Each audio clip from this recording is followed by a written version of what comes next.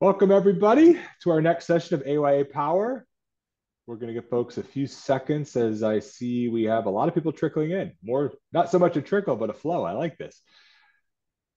So, welcome again to our latest session on AYA Power. For those that don't recall what the acronym POWER stands for in AYA, it's the Adolescent and Young Adult Program for Oncology Workforce Education and Resources. Again, our mission is to provide oncology trainees with high yield education and resources to improve care delivery and outcomes for all AYAs diagnosed with cancer.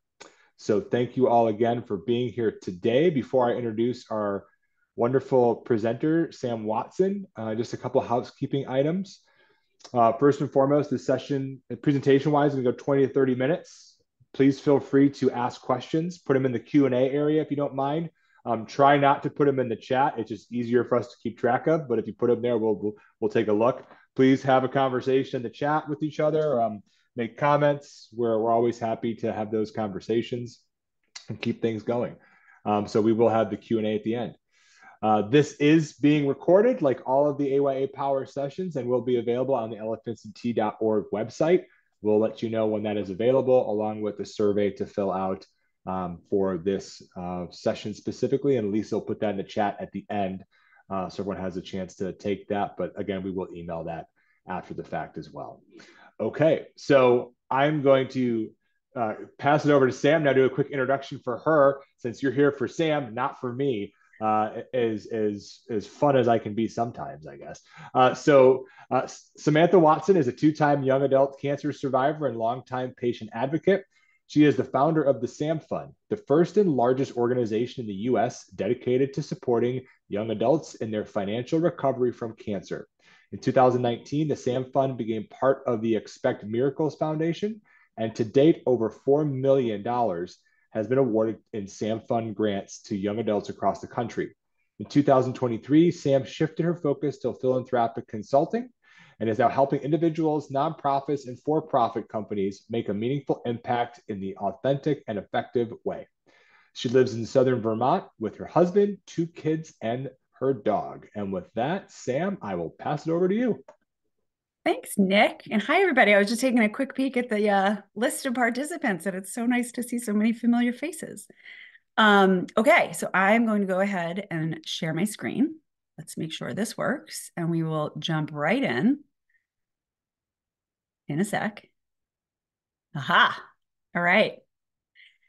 So I love that you do this, Nick, for especially a provider audience. And I love that you've chosen this as a topic, even though it is a topic that very few people know about and especially want to talk about, because money is a really uncomfortable topic for anybody, cancer or otherwise, and so is illness. And so when you put the two of them together, it's a conversation that's really hard to have. And so my goal really in being here and in presenting this to all of you is just to break this down a little bit, talk about what the problem is, give you a little quick background on my story and sort of what qualifies me to be talking about this in the first place, and then end with some suggestions on how collectively we can all start to make this better. And individually, all of you can bring something new to your patients to try and make it a little bit easier for them too. So let's jump right in. I'm going to share my cancer story in a very tiny nutshell, only because we are limited on time. But please know if there's anything you want to know more about, there are so many pieces to this, and it has been going on for the majority of my life now. And so I can't possibly tackle it all in a couple minutes. But if there's anything you want to talk more about, certainly during the Q&A or offline after this webinar, I'm happy to connect and share more. But here you go. So I was diagnosed with Ewing sarcoma when I was 21 years old. This was back in the dark ages of December of 1999. I was a senior in college, and I'd had recurrent knee pain for years and turned out to be unrelated. But luckily or unluckily, my doctors caught it, and I was diagnosed right in the middle of my senior year. So I had to leave college. I was at Brandeis University in Boston, and I went to Sloan Kettering for treatment. My mom had been an oncology nurse there for the majority of her career, and we're going to talk a little bit about why that matters in a little bit. But I was born and raised in New York, and so I had all of my people around, my friends, my family. The waiting room was filled, my room was filled every day, and it made such a huge difference as I went through treatment. At the same time, I was 21 years old and I was watching my friends graduate from school and start their lives. And that in itself was a very unique challenge. But I finished my treatment. I went through a lot of PT. I learned how to walk because the Ewing's was in my leg. And I went back to school for my last semester in January of 2001. And by all accounts, things seemed great. I was tired some of the time, I was sick some of the time, but I was so happy to be back in school with my friends. And then about a month before I graduated, my doctors wanted to take a closer look and figure out why my counts weren't recovering quite so much. And so the day before I turned 23, I had a bone marrow biopsy. I had spent my 22nd birthday in the hospital, so I told my doctors I was not going to spend my 23rd birthday there too. So on the day after my 23rd birthday, I went back in and was diagnosed with secondary myelodysplastic syndrome. Many of you probably already know it's an early form of leukemia. And at that point, I was 23 years old and wasn't really sure what was going to come next. Because I had to just wait while they were looking for a bone marrow donor, I went back to school. I graduated. I closed sort of that chapter of my life. And then I went through more chemo and had an allogeneic unrelated bone marrow transplant in August of 2001. So obviously there is a lot more that can be said about any of these things. But the piece that I really want to highlight is that, this took the better part of 2 or 2.5 years of treatment and recovery. But just for a 6-week stint in the hospital, immediately before and immediately after my transplant, I got this bill in the mail for $274,000. Now, this was 2001, and a friend of mine actually years ago adjusted for inflation. And what that would mean today is somewhere in the neighborhood of $400,000 or $500,000. But the reality is it could be $500 million. It doesn't really matter when you have a bill this big at any age, but especially in your early 20s when most people don't really have a whole lot of money to begin with. So we're going to come back to this, but I wanted to put this out there to you just to set the stage because not every bill is this big, but most of them are probably closer than you realize. So as Nick mentioned, after I finished treatment, I created an organization called the SAM Fund. This was in 2003.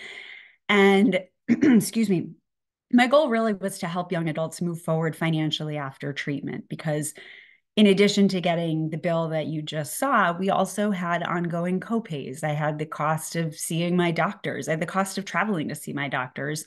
And I was new to the workforce. And so it started to dawn on me that without all of the supports in place that I was so fortunate to have, this could have been a really, really challenging situation. And so I wanted to pay it forward. I was so privileged in so many ways, primarily having a mom who's an oncology nurse. She ended up fighting that bill for the better part of 2 years, and I didn't end up needing to pay it.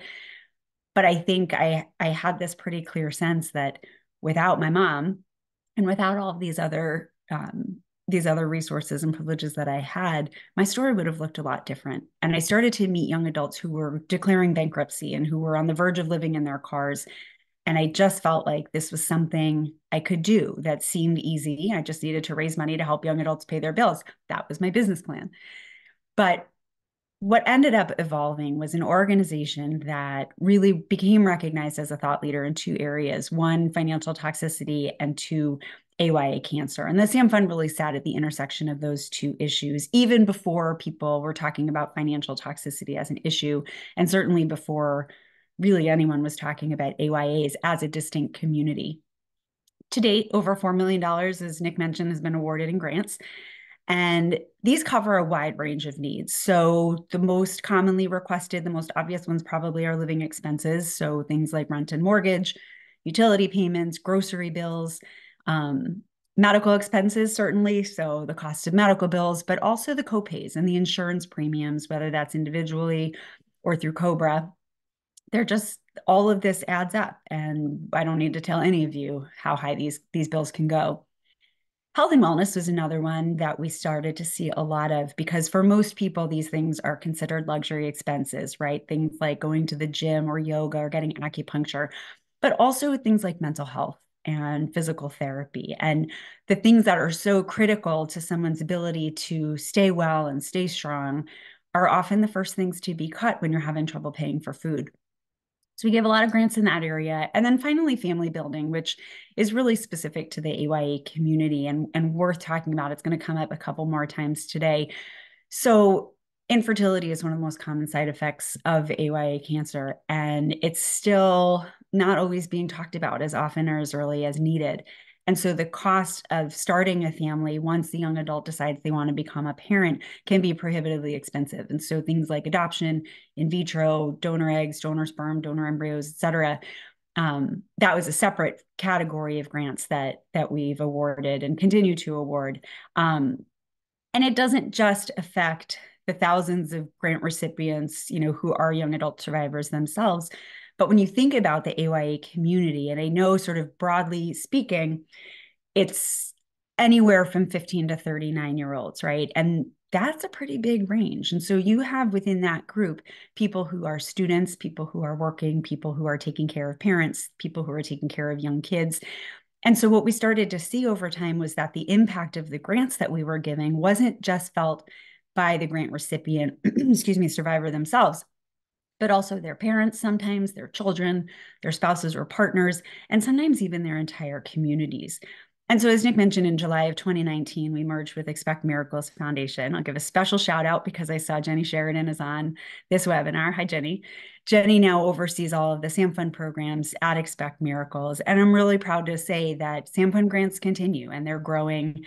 Unfortunately, they're still needed. And that's, I think, the downside because we haven't really solved this problem yet. But for so long as this is needed, I'm really proud that SAM Fund grants are continuing. So some of you might be choosing to go into AYA oncology. Excuse me, I imagine the majority of you are not. But in your travels, you will probably come across at least a few, hopefully more young adults, you know, who are going through cancer. And I say hopefully only because I hope this is relevant, not because I hope you have a lot of young adult cancer patients. But I wanted to just give a snapshot so that you understand sort of the scope of what we're talking about. So back in 2003, when I started the SAM Fund, the statistic that we were using was that 70,000 young adults were diagnosed every year in the United States with cancer. So just over 20 years later, the statistic is now 90,000. That's a huge jump. There are 90,000 young adults in this country that are diagnosed with cancer every year. And yet, we still have the lowest survival rate. I say we, even though I've aged out of the AYA community, I guess several years ago, many years ago now, but young adults still have the lowest survival rate of any age group. And while all cancers are seeing an improvement in outcomes, young adults are seeing the slowest rate of improvement. We're still at the bottom of the curve, and young adults are still vastly underrepresented in clinical trials. The cost of cancer goes so far beyond the doctor's bills, and it includes things like depleted savings accounts and time away from work. And, those things in themselves are challenging. But when you think about it in terms of an AYA who probably didn't have much to begin with and is probably new to the workforce, that can have a really profound impact on their ability to move forward. And the damage happens like that. As I mentioned, insurance premiums, especially if you have to go through COBRA, are through the roof. And then the costs are ongoing. Prescription copays, access to care, and so forth. All of it adds up. And yet, there are still so few resources that are dedicated to helping people recover financially. There are more out there than there used to be, which is such a promising sign. But there's not nearly as much as there needs to be. And while I think we've done a really good job of raising awareness about the direct costs of cancer, there's still relatively little understanding of overall financial toxicity. And the last point that I want to make here before we talk more about financial toxicity specifically is that asking for help is really, really hard. And that's something that's so important to keep in mind because culturally, we make it really hard for people to admit that they're struggling.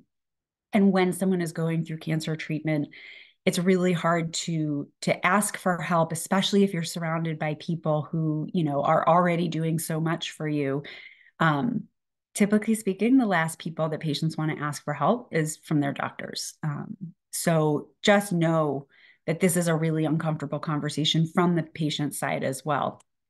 So let's talk about financial toxicity. If we were in a room together, or even if I could see a show of hands on a webinar. I would ask how many of you are even familiar with this term. Since I can't see you, and since we are not in a room together, I will assume that it's probably less than half. That's typically how that shows up. As providers, you probably have been well trained in toxicities regarding other organs and all sorts of other side effects.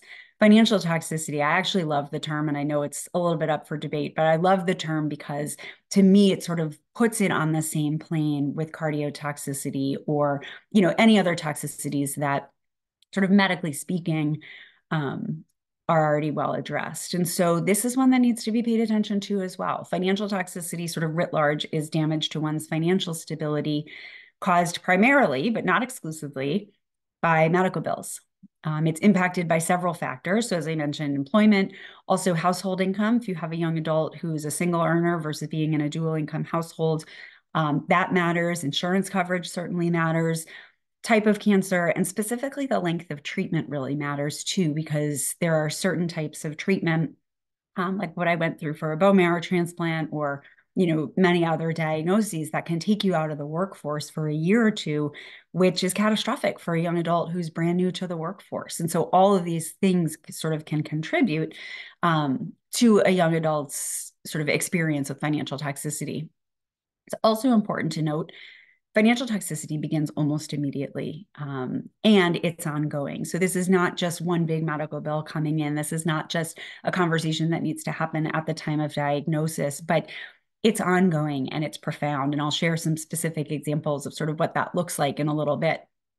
But really, financial toxicity has a profound and long-term effect on someone's financial health and ultimately their mental and even their physical health. And so this is not sort of a one-off, isolated challenge that we can solve in one 30-minute webinar. This is a conversation that needs to continue because even once the medical bills are dealt with, the effects are long-lasting. So to really drill it down now, we've talked a little bit about AYAs, talked a little bit about financial toxicities, but let's put it all together because a lot of the issues around financial toxicity are not unique to AYAs. However, AYAs, A, face them all at the same time. B, face some that other age groups don't, like student loans and fertility and family building expenses. And C, also face them, as I said, at a stage in their lives where they probably didn't have much financial stability to begin with. So it can entirely topple the apple cart for this specific population. In 2016, at the SAM Fund and with some partners, we published our first academic article in cancer medicine. And one of the things that we did was we looked at our young adult survivor community through our SAM Fund grant applications, and we compared their financial situation to data from the US Census. So obviously we didn't have a control group in our study, but we compared them to their age-matched peers. And one of the most striking findings that we had was that, especially for young adults in their mid to late 30s, they were on average $100,000 behind their peers in net worth. And that could be explained by a lot of things, but sort of generally speaking, what we were seeing was that young adults maybe went to college, maybe went to graduate school or started working. And obviously this is huge generalizations, but on the whole, they were moving forward. They were establishing themselves. Maybe they bought a car, they started to pay their loans off. And then cancer hit and all the numbers flipped. So they had huge debts, they had, assets that they could no longer pay for. And that's generally what was accounting for that huge gap in average net worth. AYAs and others with cancer are more than 2.5 times more likely to declare bankruptcy. When they are facing these financial struggles, they are more likely to skip medications and skip appointments. When we talk about medications, it can play out in a few different ways. So someone goes to a pharmacy and they have a $400 coinsurance or, a massive copay. Either they're going to skip it or they're going to pick it up and they're going to max out their credit card, or I guess, and they're going to probably pick it up and not take it as often as prescribed so that they don't have to incur the cost quite as often. And so obviously there's a huge impact here, not only on someone's finances, but on their health and wellness as well. We heard, and I'm sure we still hear, from young adults who are not going to appointments because there's so much shame associated with financial toxicity that they are embarrassed to show up at their doctor's office because they have these outstanding bills. A lot of them still think that, they haven't paid their bill, and so their doctor's not getting paid. And so how can they possibly go to another appointment?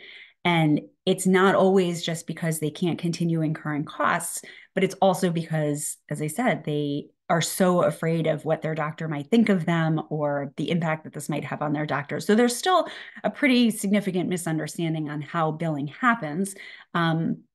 But in the end, a lot of them aren't going to appointments at all. And obviously, this has a huge effect if they're currently undergoing treatment, but also when it extends into their survivorship care, those effects can be long lasting as well. A lot of young adults are defaulting on bills. So when they have a stack of bills in front of them and very minimal, savings or other money coming in, they choose which ones to skip and which ones to pay. And the ones that they skipped usually come back to bite them in some way. Sometimes it looks like damaged credit. In some of the worst cases, it looks like garnished wages. And, to come back to this fertility and family building issue, when a young adult goes through treatment as a child or as a young adult, really, whether or not fertility preservation has taken place at the time when that young adult decides to become a parent, those costs go through the roof. And so, a lot of the future options become limited based on cost. And so there are a lot of ways, and there are many more things we could say about this. But there are a lot of ways that financial toxicity uniquely touches young adults and makes it really, really difficult for them to move forward. So I want to share a couple of stories with you just to sort of illustrate what this looks like for people. And these are all from SAM Fund grant recipients and used with permission. So in the short term, Marissa wrote, cancer impacted my finances during and right after treatment by crippling my ability to cover all of my monthly bills. I had just started my first full-time job after graduating, and after I was diagnosed, any semblance of a stable budget was ruined from my copays for scans, doctor's visits, surgeries, and an inpatient hospital stay. So this was sort of in one fell swoop. Marissa's financial stability was ripped out from under her, and she had just graduated. She had just started a job, and it made it really impossible for her to continue going forward. And so I'm really proud to say that she is thriving. She came to us, I believe she got more than one grant over a couple of years. And, sometimes with the grants, and I don't want to go too far into the details of that, but sometimes it doesn't take a lot. And I want to put that out there because at the end, we're going to talk a little bit about sort of what you can do and the conversations that you can have. I share these stories intentionally because I want you to see that it doesn't always take a lot to set someone in the right direction. And so in Marissa's case, we weren't able to pay all of her medical bills for all of these scans and visits and surgeries and other things, but we were able to provide some financial relief so that she could catch her breath and take her next steps forward. In the long term, and I know this is a long quote, I tried to cut it down as much as I could, but I just thought every word was so important to share. So what Laura wrote was that after the initial financial blow of cancer, and this was probably 20 or so years ago, after the financial blow of cancer resulting in my delayed return to full-time work, which will have a significant impact on my lifetime income, I am now facing out-of-pocket expenses to deal with ongoing health issues that are most likely a result of my cranial spinal radiation at age 24. Since then, I've accumulated many health disorders, Hashimoto's disease, cataracts, borderline glaucoma, and 2 complicated births due to retained placentas. There have been no solid explanations for any of these other than that they were likely due to cancer and treatment. Our healthcare system does not primarily focus on prevention, but I can't wait for it to get caught up before I seek answers, which will likely cost me many thousands of dollars. I've already incurred some of these costs through alternative therapies, organic foods, and mental health services, in addition to expensive insurance plans that will cover my biannual brain MRI. I've had around 39 scans since cancer.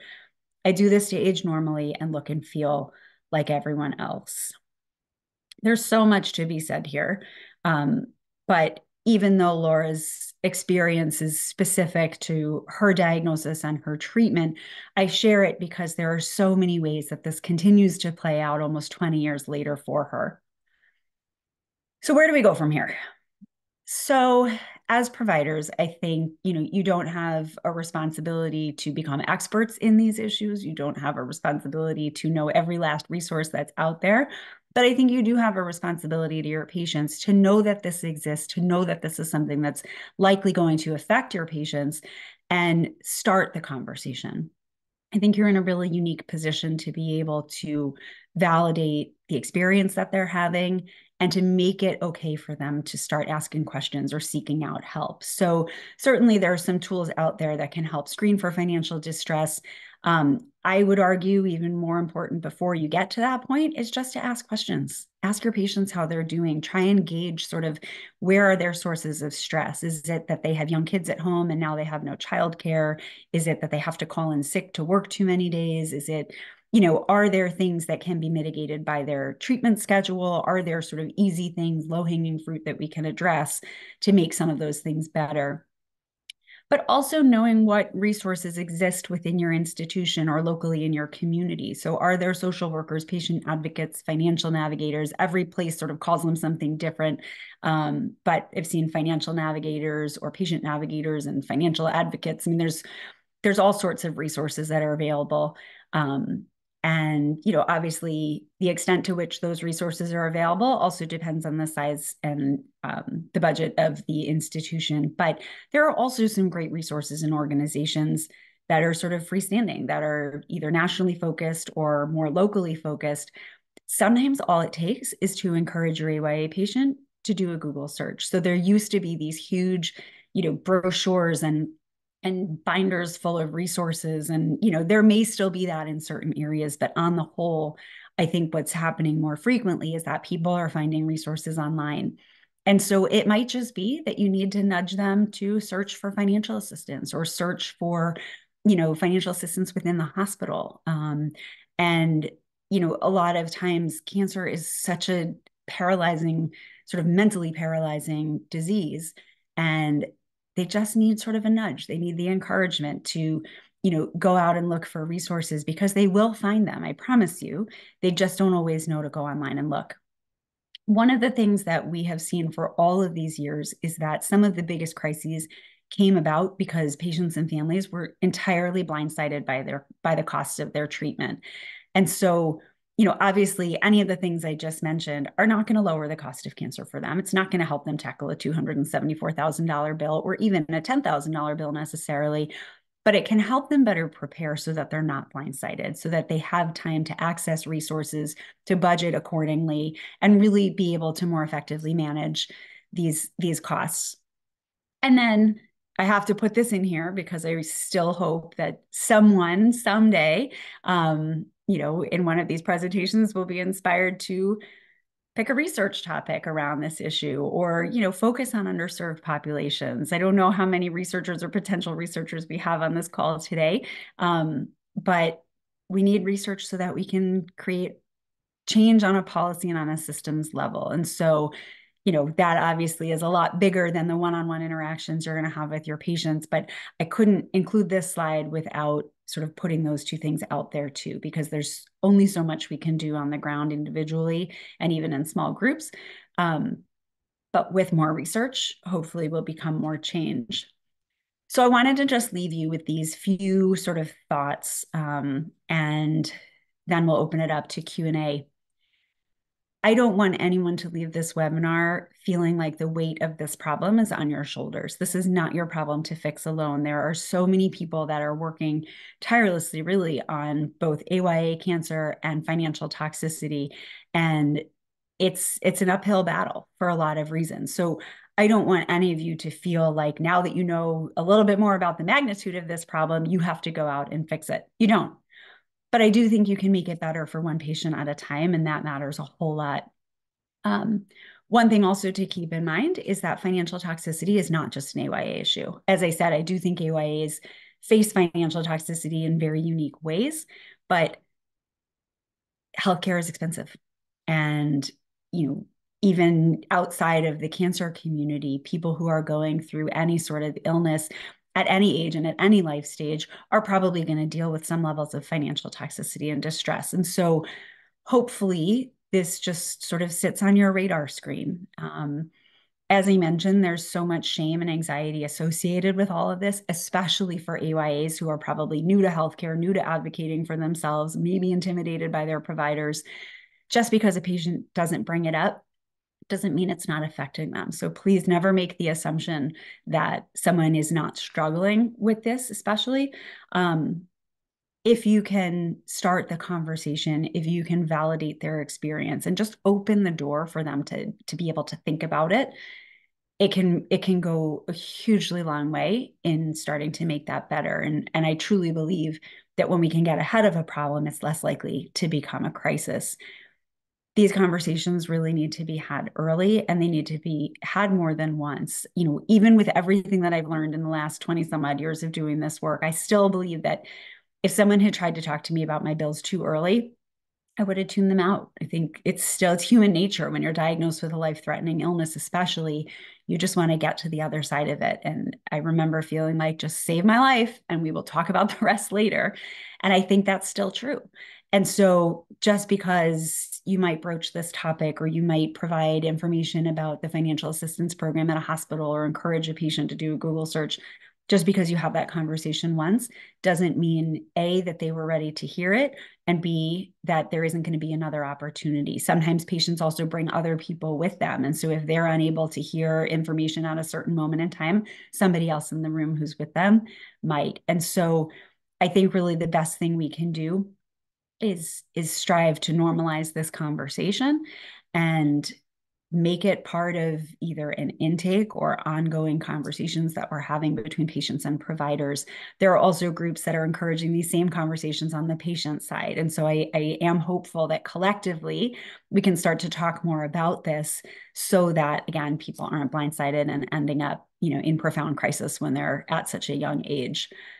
So I want to end just by sharing my email address with all of you. If there's anything you want to talk more about going forward, if there's any way that I can support you, your patients, your teams, I'm more than happy to do that. And so, I know we didn't have a ton of time today, but I hope this has given you sort of enough of an overview of this issue to start thinking about it. And if I can provide any further support, please feel free to reach out to me anytime. So Nick, I'm going to turn it back to you. I'm going to stop sharing my screen. I will put my email address in the chat. But Nick, thank you again for the opportunity to do this. I appreciate it very much. You're so welcome, Sam, and thank you for that awesome presentation. Before we do jump into the Q&A, just a couple of quick things. Again, please put questions into the Q&A tab. I have a few that have already come in, so thank you so much for that. Second, I also wanted to say thank you again to Eisai Pharmaceuticals for being the sponsor for these sessions. Without them, they would not make a lot of this possible. So I really appreciate that. Okay, so, and Sam, I was just going to say, why don't you put your email in the chat? So there it I is. read your mind. Perfect. That's what Read my happened. mind. So let's get into the questions. So first question, it's a long one, which I Okay. know the person, you're wonderful, Betty. There's still little understanding of overall financial toxicity in quotes. Is there, is the question. And then you so brilliantly described the reasons financial toxicity exists. I feel the need has been validated. How can we now produce efforts to address it? Public health insurance, college loan forgiveness, free fertility preservation, cost job training, SSI disability that is accessible and for life access to true survivorship care and chronic disease prevention and care. Financial care education is paramount. So that's a loaded one, but I guess you already kind of hit on it a little bit. But again, what are the tangible next steps that we can do in general? And I guess I'm going to throw a comment real quick in there that I think it's understood in certain areas. In a lot of areas, it is still not understood. But that's my 2 cents.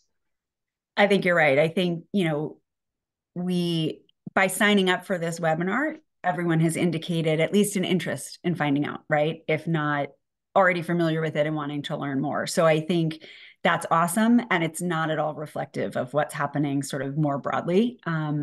Because I think, again, I think money is such an uncomfortable topic for anybody in any context. And then you throw cancer into the mix, and then you throw an AYA into the mix, and you have three things that nobody wants to talk about, right? So I think also in sort of the order in which things are going to kill you, financial toxicity tends to sit a little bit lower on the list, both for patients and for providers. And a lot of times, once people are ready to talk about it, it's too late. The bill collectors are already calling. And so, I think I think with this group, maybe the awareness of financial toxicity is higher than average, but I think on the whole, we're still coming across so many people who have never heard the term and have not thought about it. And I think with regards to solutions, yes, all of the above.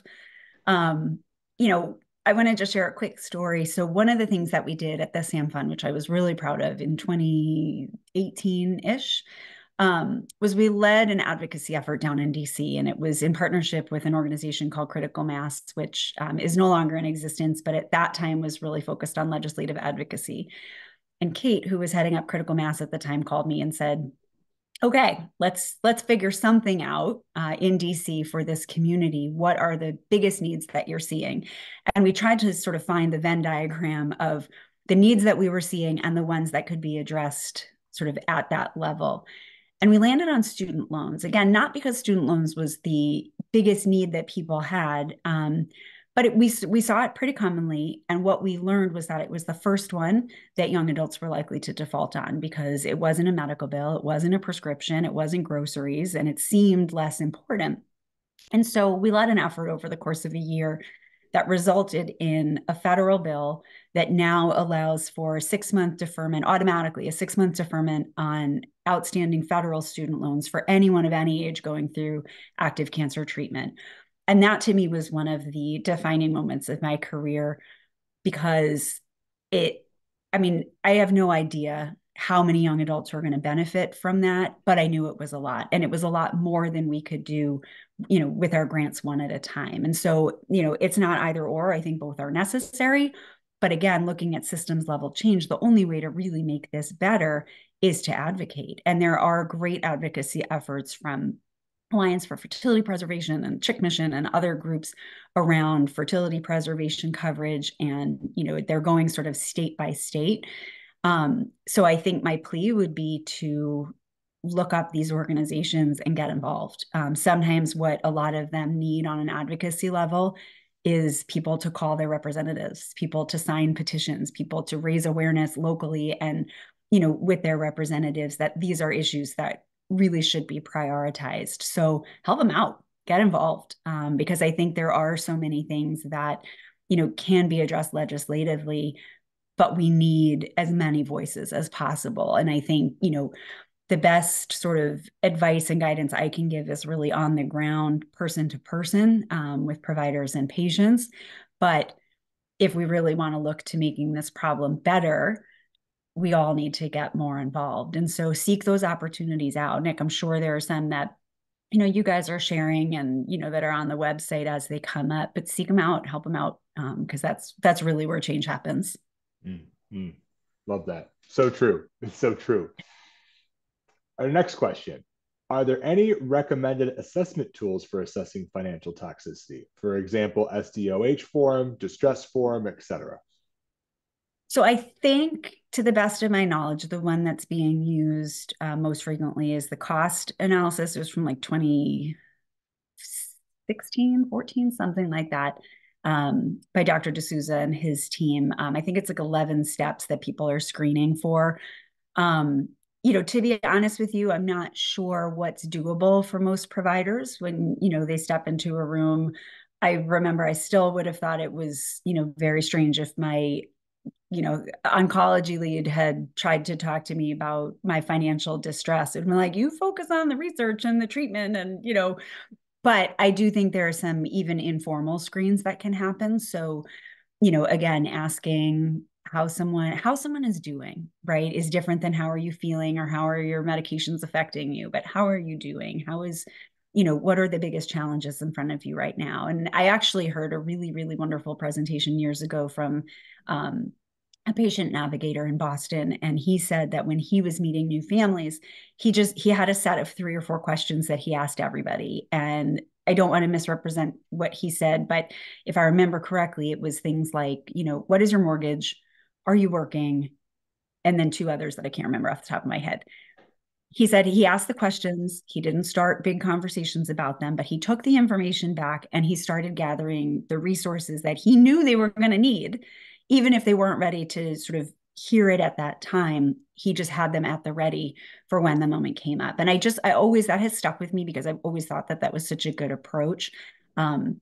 especially, nurses and social workers, especially if you have patients who are being treated inpatient, you know, some of the hardest conversations between me and my nurses happened in the middle of the night. And, that's when I think when you have a trusting relationship, whoever is on the other end of it is in a position to really get to the heart of this and, see how they are, see what their biggest challenges are. And if they aren't things that can be, mitigated, let's say by adjusting a treatment schedule or administering, a treatment at home versus in the hospital or vice versa, make sure they know what resources are available and make sure they know what's around them in their institution but also in their community. And I really think that's one of the best things that we can do. Awesome. Thank you, Sam. And it looks like this might be our last question.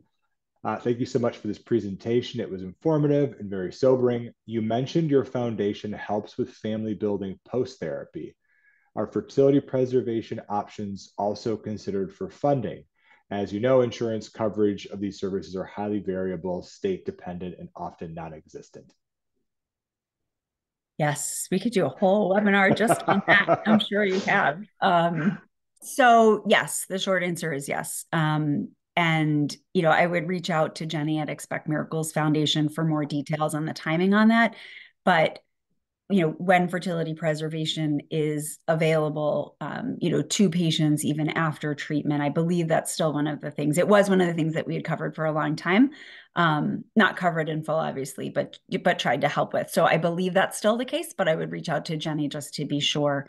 The tricky thing about SAM Fund grants, although I would certainly give a shout out to YASU and Pittsburgh and all of the fertility and family building groups, is that SAM Fund grants are available 4 times per year. So twice a year for sort of the general pool of things that I mentioned, living expenses, medical expenses, and so forth. And then twice a year for family building. And the tricky thing, especially when it comes to fertility preservation, is that the timing is critical and it's often a pretty tight window. And so it might not be that those grants are the best fit just because of the timing. If it is, I would say absolutely go for it. But definitely, I would seek out some of the other resources that are available as well. There are also some family building resources that aren't cancer specific. And so that's the other piece, I think, in thinking about the resources and encouraging your patients to go find resources. We get so laser focused on AYA cancer, but there are other organizations that are providing grants for fertility preservation or family building expenses regardless of specific illness. And so we have to think outside the box sometimes too, because I think the AYA cancer community has grown tremendously in the last 20 years, which is amazing. And also it's still relatively small, but it doesn't mean that there aren't other, ways to find support. Mm-hmm. Love that. Thank you so much, Sam, for this great presentation. Thank It you was so much, Nick. wonderful. And of course, extremely informative. I think we got a lot out of this. And just a reminder, folks, this is recorded, so we will be available to let you know when it is. Lisa, if you can put the survey link in the chat for us, as well as the link to our AYA Power page, our next session and last one of this first series is going to be with John Salzman on psychosocial needs of AYA patients on May 15th at 12 p.m. Eastern. So again, getting some thank yous in the chat there, Sam. So as always, just a wealth of knowledge, and thank you for all that you do for so many impacted by cancer, specifically on the financial toxicity side of things. And a reminder, folks, Sam put her email in there. Please feel free to reach out to her afterwards, okay? All right. Thanks, Take Nick. care. Thanks, everybody. You're Have a so good day. welcome. You too. Bye, everybody.